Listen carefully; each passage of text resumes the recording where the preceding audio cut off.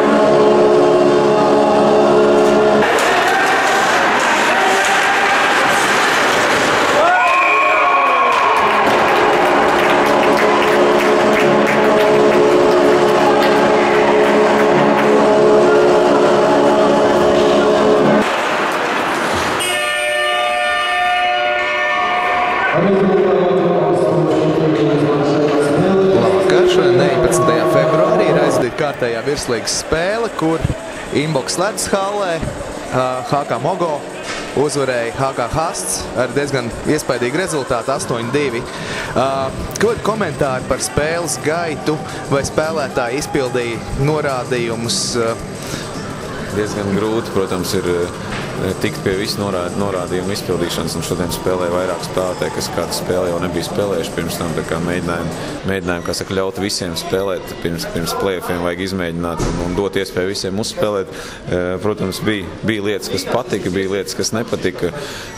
Pušiem, protams, diezgan grūti ir koncentrēties, tomēr atrodamies līderos, un Hasks ir tā komanda, kas ir lejas galā, un jau pirms spēles it kā ir skaidrs, ka viņi, teiksim, tā ir outsider lomā, bet tāpat laikā, man liekas, 2 trešdaļas viņi tīri labi cīnījās. Mums ļoti patika Haska vārdsargs, kas aizvadīja, man liekas, ļoti labu spēli. Pēc tam viņš tika nomainīts, pēc 2. trešdaļas laikam bija sagurs, jo tiešām momentu 2. bija ļoti daudz.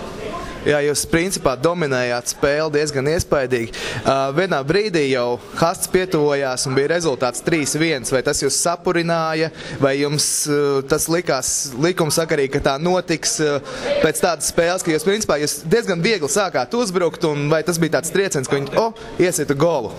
Nekāds trieciens, protams, nebija, un pat pēc 2. trešdaļas skatoties uz tablo bija jocīgi redzēt 3-1, jo tiešām momentu 2. bija ļoti daudz, un bija cerība, ka 3. vienkārši pavērsies vaļā, tāds arī bija. Ok, paldies! Sveiks, labs vakars! Ļoti kolosāli aizvadīta spēle, ko komentāri? Paldies! Komentāri tādi, iepriekšo spēli tā nepārāk labi nospēlējām. Treneri tā kā bišķi salamāja, sabāra. Vajadzēja laboties, un tā kā, domāju, laba spēle. Pirmā perioda pašā sākumā Hasts diezgan pamatīgi uzsāka ar baigo vilni. Principā gadu minūti jūs netikāt ārā no zonas, vai tas bija tas motīvs, kas jūs sapurināja uz turpmāko spēles gaitu, ka jūs 8-2 vinējāt? Nē, droši vien nebijām gatavi, ka viņi tā skries, bet ātri tā kā pārorientējāmies un pārgāja uz mūsu pusi pārgāja. Moments, kad tika savainots Hasts spēlētājs un Svilpe atskanēja tikai pēc apmēram pusminūtes. Kādi komentāri par to? 4 tiesneši, tas nav mans darbs komentēt viņu darbību, bet kā ir, tā ir. Ok, paldies par interviju, veiksim. Paldies.